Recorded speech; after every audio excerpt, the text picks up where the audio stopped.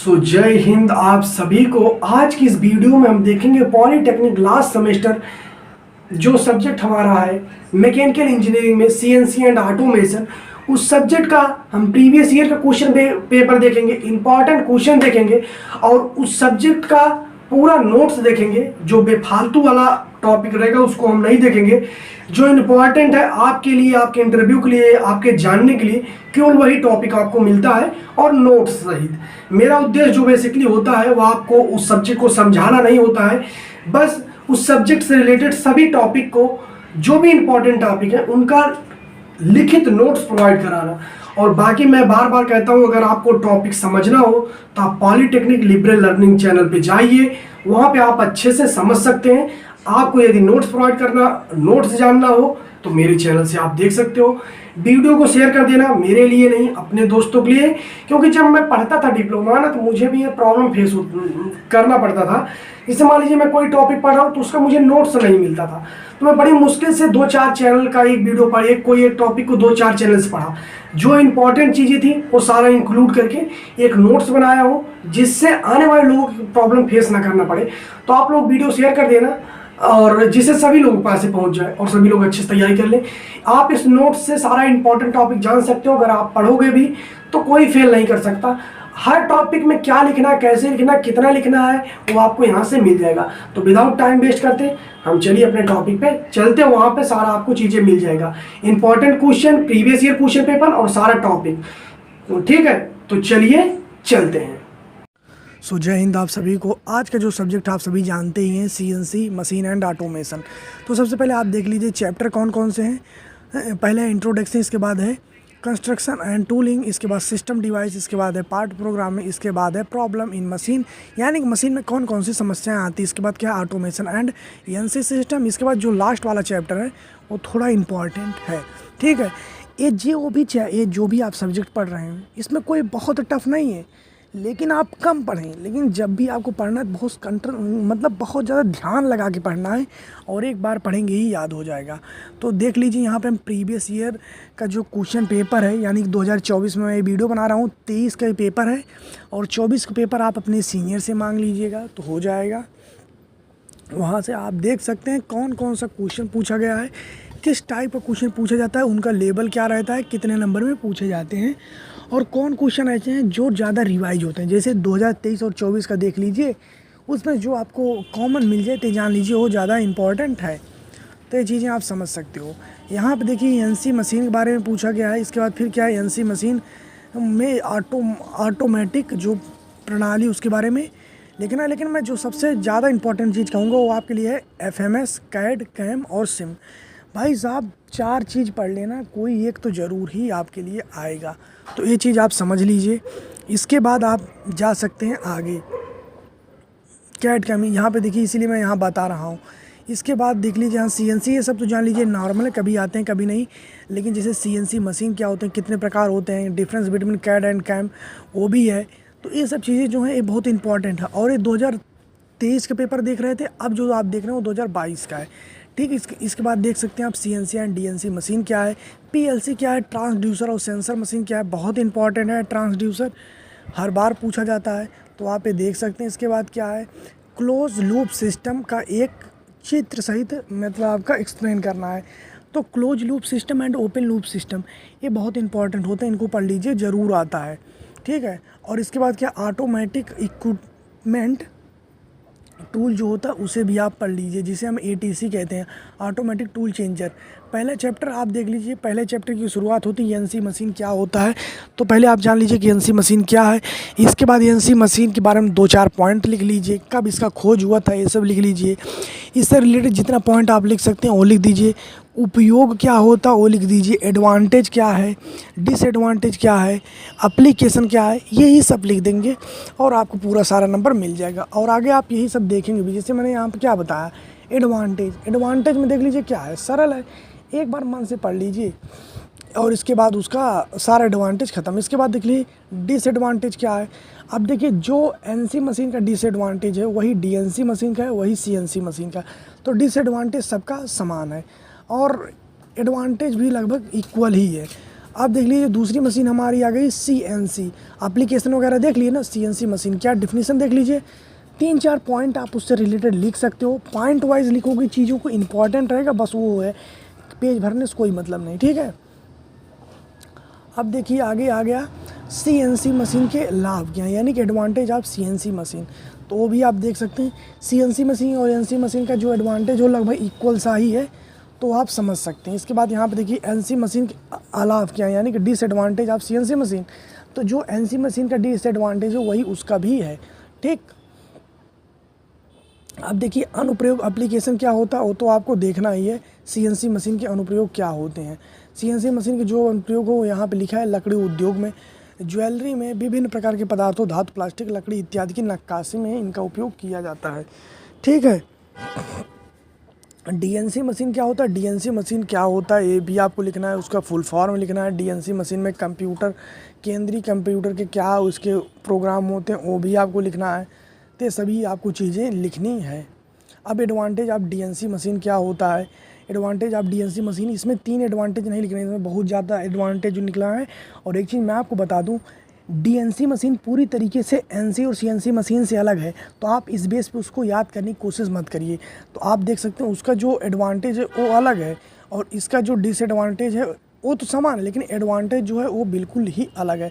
तो आप यहाँ पे देख लीजिए, पहले तो आप ये देख लीजिए DNC मशीन में केंद्रीय कंप्यूटर का क्या रोल होता है, ठीक है। 3 रोल होता है, पहला है CNC मशीन में मशीनों, CNC प्रोग्राम को मशीनों में भेजता है, आप देख लीजिएगा। एडवांटेज आप देख सकते हैं, फास्टर प्रोडक्शन करता है, improved production efficiency, improved accuracy होता है, और इसके बाद जो होता है वहाँ के जो प्रोडक्शन होता है उसको भी इम्प्रूव करता है, और ऑटोमेटिक सारा सिस्टम होता है, ज़्यादा हमको मतलब श्रमिक की आवश्यकता नहीं होती है, और पूरा सिस्टम फ्लेक्सिबल होता है, तो ये सब चीज़ें आप समझ सकते हो।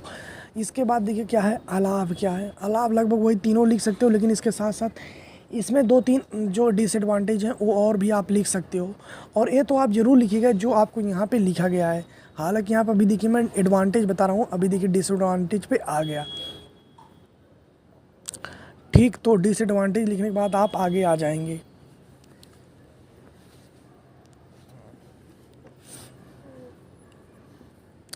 तो ये देख लीजिए डिसएडवांटेज है। पहला क्या है, इनिशियल कॉस्ट, यानी जो इसकी प्रारंभिक लागत होती है DNC मशीन को वो हाई होती है, क्योंकि जब आप कोई सिस्टम ऑपरेट करते हो, बनाते हो, तो उसके लिए पैसे की ज़रूरत पड़ती है, और DNC या ऑटोमेटिक है तो फिर इसमें ज़्यादा इनकम लगता है। इसके बाद दूसरा क्या है वो भी आप देख सकते हैं, तीसरा क्या है वो भी आप देख सकते हैं, इसका एप्लीकेशन क्या है वो भी आप देख सकते हो भाई। इसका DNC मशीनों का एप्लीकेशन क्या होता है, मास प्रोडक्शन में इसका उपयोग किया जाता है, क्वालिटी कंट्रोल में इसका उपयोग किया जाता है, ठीक समय पर उत्पादन करने के लिए इसका उपयोग किया जाता है। तो इस प्रकार के इसके बहुत सारे उपयोग हैं जो आपको जानना चाहिए, जो कि मैंने आपको आगे बताया भी। अभी देखिए जो चीज़ें मैं बता रहा हूँ इसमें कि ये कोई बहुत ज़्यादा इंपॉर्टेंट नहीं है अगर हम आप एग्ज़ाम की पर्पज़ से बात करें। बाकी आप पढ़ने की हर चीज़ पढ़ सकते हैं, लेकिन अगर आपके पास टाइम कम है और आप तैयारी करना चाहते हैं, अच्छा नंबर लाना चाहते हैं, तो ये सब टॉपिक मत पढ़िए, जो मैं बता रहा हूँ वही आपको पढ़ना है। हाँ, PLC मोस्ट इम्पॉर्टेंट है। PLC प्रोग्रामेबल लॉजिकल कंट्रोल इसका फुल फॉर्म होता है। तो पहले आपको डायग्राम बनाना है, power supply, input modulus, output modulus, CPU, इसके बाद प्रोग्राम डिवाइस। इसके बाद आपको लिख देना कि PLC कंट्रोल के जो सिस्टम उसके घटक होते हैं वो हैं। इसके बाद इसका फुल फॉर्म लिखना है, इसकी डिफिनीसन लिखना है। इससे रिलेटेड 2-3 आपको जो डिफिनीसन मतलब पॉइंट वाइज चीज़ें लिख सकते हो जो कि इंपॉर्टेंट होता है। इसके बाद क्या है, PLC कंट्रोल के प्रमुख घटक कौन कौन से हैं, main component of PLC control, वो भी आपको लिखना है। तो पहला है CPU, दूसरा इनपुट मॉड्यूलस, तीसरा है आउटपुट मॉड्यूलस, ठीक है। इनपुट मॉड्यूलस, आउटपुट मॉड्यूलस, इसके बाद क्या है CPU। अब आगे चलते हैं, उसको भी हम लोग देख लेते हैं आगे क्या है।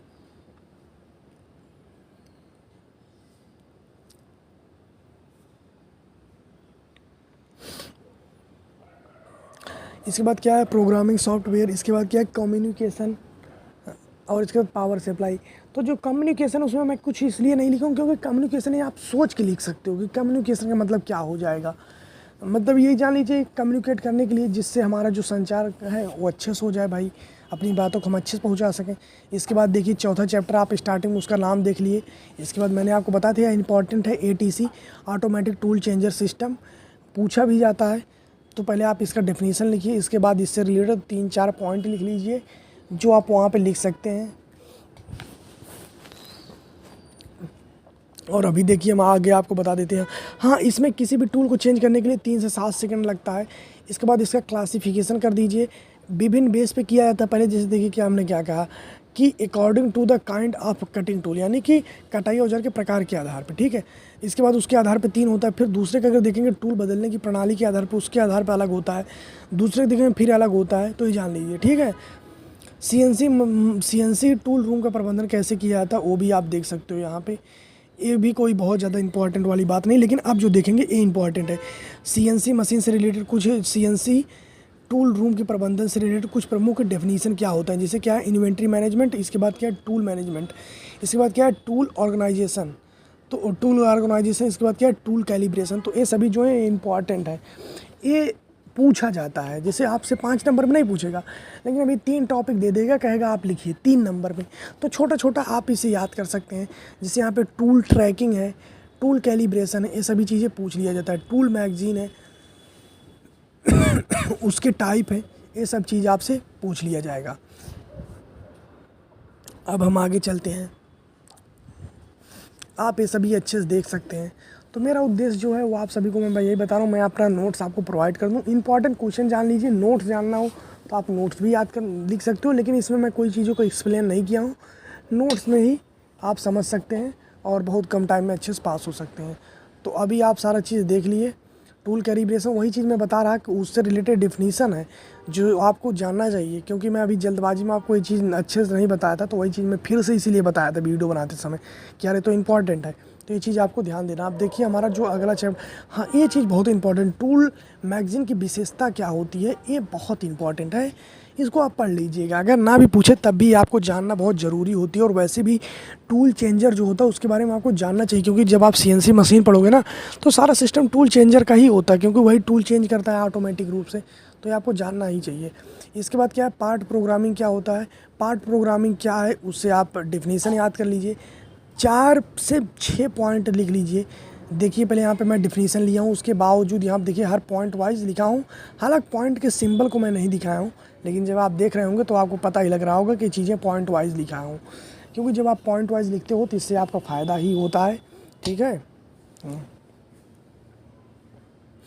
तो पार्ट प्रोग्रामिंग क्या होता है वो आपको जानना है। नहीं, पार्ट प्रोग्रामिंग नहीं, पहले आपको ध्यान देना है, ये पार्ट प्रोग्राम है ना कि प्रोग्रामिंग। पार्ट प्रोग्राम और पार्ट प्रोग्रामिंग ये दोनों पूरी तरीके से अलग होते हैं। तो पहले तो जान लीजिए आप, ये पार्ट प्रोग्राम है ना कि पार्ट प्रोग्रामिंग। अब देखिए हम लोग आगे बढ़ने की कोशिश करते हैं और आगे बढ़ भी जाएं तभी सही रहेगा।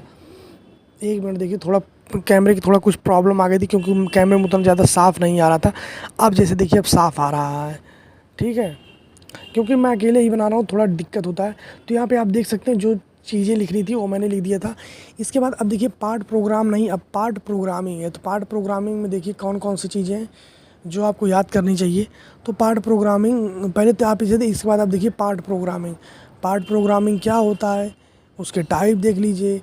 इसके बाद यहाँ पे देख लीजिए, ये चीज़ें पॉइंट वाइज है, क्योंकि मैं फिर बताया हूँ कि जो भी चीज़ पेज भरने से अच्छा है आप उससे रिलेटेड इंपॉर्टेंट चीज़ लिखो। तो यहाँ पे जो चीज़ें देखिए लिखा है वो मैं पॉइंट वाइज लिखा हूँ। 5-6 पॉइंट लिख देंगे बहुत हो जाता है, और पॉइंट कोई 2 लाइन का नहीं है, आप ये भी देख रहे हो। इसके बाद देखिए पार्ट प्रोग्रामिंग के एडवांटेज क्या होता है। देखिए रिड्यूस कास्ट में होता है, इम्प्रूव प्रोडक्शन होता है। इसके बाद क्या होता है, जो एक्यूरेसी होती है उसमें हम ज़्यादा वृद्धि कर सकते हैं। जो श्रम की कॉस्ट होती है उसमें भी कमी आती है। और इसके बाद यहाँ पे और देख सकते हैं आप चीज़ें कि जो होती है कि मतलब क्या, सीएनसी मशीन में पार्ट प्रोग्रामिंग के सामान चले। जो सीएनसी मशीन है उसमें पार्ट प्रोग्रामिंग को कैसे शुरू किया जाता है। जैसे भी मान लीजिए जब आप कोई काम शुरू करते हो तो उसका एक प्रोसेस होता है। पहले आप एक प्लान तैयार करते हो, फिर सोचते हो कि इसमें क्या गलती हो सकती है, फिर सारा मटेरियल लाते हो। ठीक वही चीज़ है कि सीएनसी मशीन में पार्ट प्रोग्रामिंग करते समय कौन से स्टेप होते हैं जो आपको फॉलो करने पड़ते हैं। अब देखिए यहाँ पे आ गया ISO स्टैंडर्ड प्रोग्रामिंग। पहले आपको इसका फुल फॉर्म बताना है, इसके बाद इसके बारे में आपको लिखना है, जो भी चीज़ें हैं वो भी आपको बतानी है, और धीरे धीरे आपका सारा काम यहाँ पे हो जाएगा, ठीक। इसके बाद सब रूटीन क्या होता है ये भी आप देख लीजिए। सब रूटीन क्या होता है, सब रूटीन क्या होता है इसका डिफिनीसन देख लीजिए, बताया हूँ, और पॉइंट एक लिखा हूँ। ये जो डू लूप जो है ये कोई बहुत ज़्यादा इम्पोर्टेंट नहीं, बाकी आप पढ़ने के लिए पढ़ सकते हैं, कोई गलत चीज़ नहीं है। टूल अपसेट थोड़ा इम्पॉर्टेंट है, इसे आप जान लीजिए। टूल अपसेट कभी कभी पूछ लेता है, ठीक है। वैसे इसीलिए मैं जो नोट्स बनाऊँ उसमें यही चीज़ें हैं, उसमें जान लीजिए सारा चीज़ इंपॉर्टेंट है, इसमें आप मत काटिए, लेकिन फिर भी मैं बता रहा हूँ कि उसमें भी आप क्या काट सकते हो। तो टूल अपसेट तो आप जान लीजिए। अब देखिए, तो जैसा कि आप देख रहे हैं कि चौथा चैप्टर है, चौथे चैप्टर का नाम है सिस्टम डिवाइस। सिस्टम डिवाइस में पहले हम देखेंगे एग्जीक्यूटर क्या होता है, तो उसको पहले दो शब्दों हम तोड़ देंगे, इसके बाद दोनों का मतलब जानेंगे, फिर उसी के आधार पर हम डेफिनीसन बना लेंगे, एक दो पॉइंट लिख देंगे, उससे रिलेटेड जो दो तीन डेफिनीसन है उसको भी हम लिख देंगे। देन इसके बाद हम जो उससे रिलेटेड देखिए वायु वी है, सिलेंडर है, उसको भी हम देख लेंगे। इन सभी चीज़ों को हम देखने के बाद आगे बढ़ जाएंगे। आगे जब हम बढ़ते हैं तो हमें देखने को मिलता है ट्रांसड्यूसर क्या होता है। तो सबसे पहले आप ये जान लीजिए ट्रांसड्यूसर का डिफिनीसन। दो तीन पॉइंट देखिए, दो पॉइंट मैं यहाँ पे लिखा हूँ, दोनों पॉइंट आप लिख सकते हैं। इसके बाद जो ट्रांसड्यूसर का टाइप है, जैसे रेखीय एनकोडर और रेखीय डिकोडर जो भी है, हाँ घूड़ी एनकोडर, इन सभी को आप जान लीजिए। यानी कि जो भी ट्रांसड्यूसर, जैसे तापमान ट्रांसड्यूसर, दाब ट्रांसड्यूसर, इन सब चीज़ों को आप जान लें। इसके बाद आप सेंसर के बारे में जान लीजिए। वैसे मैं इसको पढ़ के नहीं गया था और सौभाग्य से आया भी नहीं, तो मेरा तो काम हो गया था। इसके बाद आप इधर आ जाइए, टेकोमीटर थोड़ा इंपॉर्टेंट है, एक नंबर में पूछ लेता है, तो आप जान ले लीजिए, ठीक है। आगे हम देखते हैं LVDT, मोस्ट इम्पॉर्टेंट है, सब चीज़ इसके बारे में जितना हो सके उतना पढ़ लीजिए, ठीक है। LVDT, और अगर आपके पास टाइम ना हो तो कम से कम डिफिनीसन और दो चार पॉइंट तो याद ही कर लीजिए, क्योंकि अगर मान लीजिए नहीं टाइम इतना पढ़ लिए, आ गया तो घुमा फिरा के उसी में लिख देंगे और नंबर मिल जाएगा। तो ये चीज़ें अब आप समझ सकते हैं, ठीक है। आगे चलते हैं हम। LVDT से रिलेटेड देख लीजिए, मैं कई सारा पॉइंट लिखा हूँ। इसके बाद एनकोडर एंड डिकोडर के बारे में लिखा हूँ, एनकोडर क्या है, डिकोडर क्या है। इसके बाद देखिए मैं फिर से एक बार आपको दिखा रहा हूँ कि LVDT क्या है, लीनियर वेरिएबल डिफरेंशियल ट्रांसफार्मर, तो ये हो गया। इसके बाद इससे रिलेटेड दो पॉइंट यहाँ पे देख लीजिए, पॉइंट वाइज चीज़ें हैं। हालांकि मैं आपको लग रहा होगा कि पॉइंट वाइज नहीं लिखा है, लेकिन जब आप पढ़ेंगे तो आपको लगेगा। और यहाँ पे देखिए तीन चीज़ें हैं, तीनों पॉइंट वाइज हैं।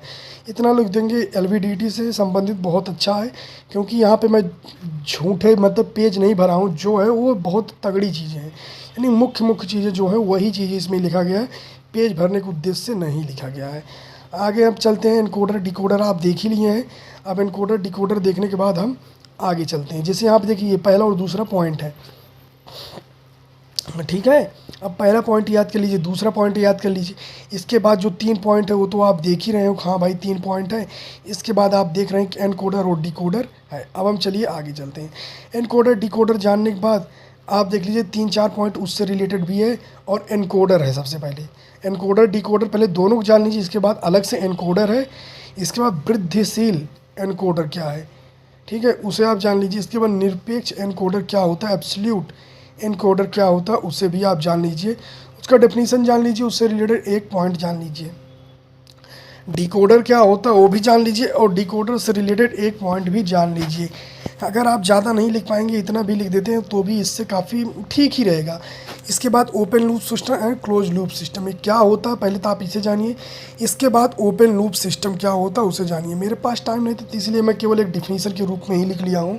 हालांकि अगर आप कहीं से और लिख पाएँ तो और इसके बारे में जानकारी इकट्ठा कर लें, क्योंकि ओपन लूप केवल इतने में ही नहीं होगा, क्योंकि ओपन लूप सिस्टम क्लोज ये दोनों 5-5 नंबर में पूछे जाते हैं, शायद 23-24 दोनों बार पूछा गया है, ठीक है।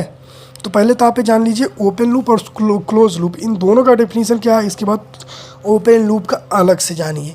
देन इसके बाद क्लोज लूप। अब देखिए क्लोज लूप जो है 2 लाइन या 3 लाइन में, तो 5 नंबर में इतना थोड़े में होगा, लेकिन आप कहीं विस्तार से जान लीजिए। ये मैं ऐसे टेम्परेरी में लिख दिया था क्योंकि उस टाइम मेरे पास टाइम नहीं था। छठवां चैप्टर आ गया, बहुत इंपॉर्टेंट है, CNC machine and automation.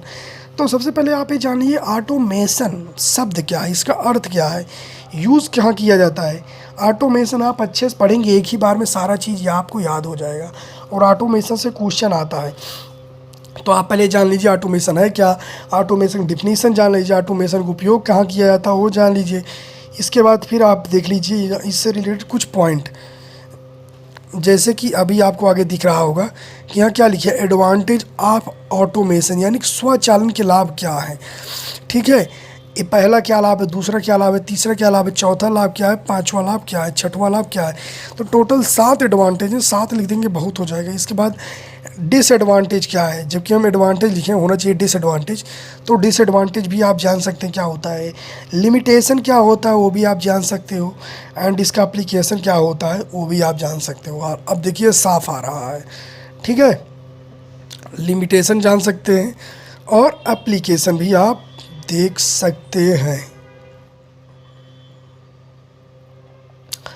Then इसके बाद आप देख सकते हैं कि स्वचालन में कंप्यूटर की भूमिका क्या होती है, यानी कि जो ऑटोमेशन होता है उसमें कंप्यूटर का क्या रोल होता है। तो वो आप देख सकते हैं, लिखा हूँ। जब आप ऑटोमेशन पढ़ेंगे, अगर एक बार आप ध्यान से पढ़ने ईमानदारी से, तो इसके बाद आपको पढ़ने की ज़रूरत नहीं, आपको केवल सोचने और समझने की ज़रूरत है, आप खुद लिख लेंगे। FMS flexible manufacturing system most important है, इसे भी आप पढ़ लीजिएगा, कोई बहुत ज़्यादा टफ नहीं है।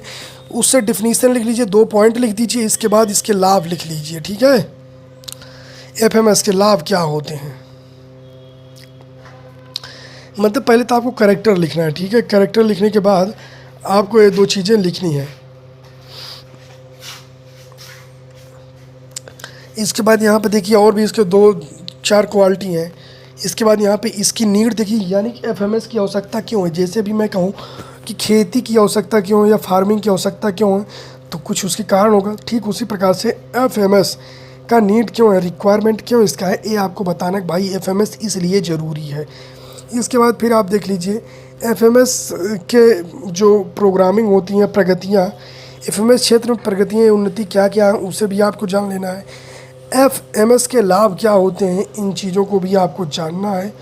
और FMS के अलाभ क्या होते हैं, ये भी चीज़ आपको जान लेना है। FMS के लाभ देख लीजिए। ठीक है, FMS के लाभ देख लीजिए क्या होता है, ये भी आपको जान लेना है। अब इधर आ जाइए, ये इधर प्रगतियाँ देख लीजिए, लाभ देख लीजिए। अब हम चलते हैं आगे की तरफ कि इसके अलाभ क्या होते हैं, और अलाभ को आप लिमिटेशन भी कह सकते हो। तो देख लीजिए कौन कौन से अलाभ हैं। इसके बाद आप आ जाता है, आपको देखना है कैड। कैड क्या होता है, इसका डेफिनेशन आप जान लीजिए, 2-3 पॉइंट जान लीजिए कैड से रिलेटेड। इसके बाद आपका लगभग सारा काम हो जाएगा। ठीक है, कैड से रिलेटेड यहाँ पे देखिए 2-3 पॉइंट हैं। ठीक है, कैड से रिलेटेड 2-3 पॉइंट है। और यहाँ पे एडवांटेज आप कैड क्या होता है उसे भी आपको जान लेना है। ठीक, कैड का एप्लीकेशन क्या होता है वो भी आपको जान लेना है, एडवांटेज क्या होता है वो भी। अब यहाँ पे देखिए हमारा अगला टॉपिक आ जाता है सिम, यानी कि सिम क्या होता है ये आपको जानना है। सिम को पहले तो आपको फुल फॉर्म लिखना है, इसके बाद सिम के बारे में आपको लिखना है कि भाई सिम क्या है, उसका इम्पॉर्टेंट पॉइंट लिखना है। इसके बाद सिम के अंतर्गत प्रमुख घटक कौन से शामिल है, एडवांटेज आप सिम लिखना है। इसके बाद डिसएडवांटेज आप सिम क्या होता है उसको भी आपको लिखना है। ठीक है, 7वां चैप्टर है। अब आगे चलिए हम लोग 7वां चैप्टर देखते हैं। तो जो 7वां चैप्टर है वो बहुत ज़्यादा इम्पॉर्टेंट तो मैं नहीं कहूँगा, लेकिन हाँ फिर भी इम्पॉर्टेंट तो है ही भाई अपने आप में। पहले तो आपको फेसिंग जान लेना, जो कि आगे 5th सेमेस्टर में पढ़ेंगे। फेसिंग क्या होता है, ड्रिलिंग क्या होता है, थ्रेडिंग क्या होता है, ग्रोपिंग क्या होता है, टर्निंग क्या होता है, टेपर टर्निंग क्या होता है, इन सभी चीज़ों के बारे में आपको जानना पड़ेगा। ठीक है, एंड इसके बाद आपको आगे बढ़ना है।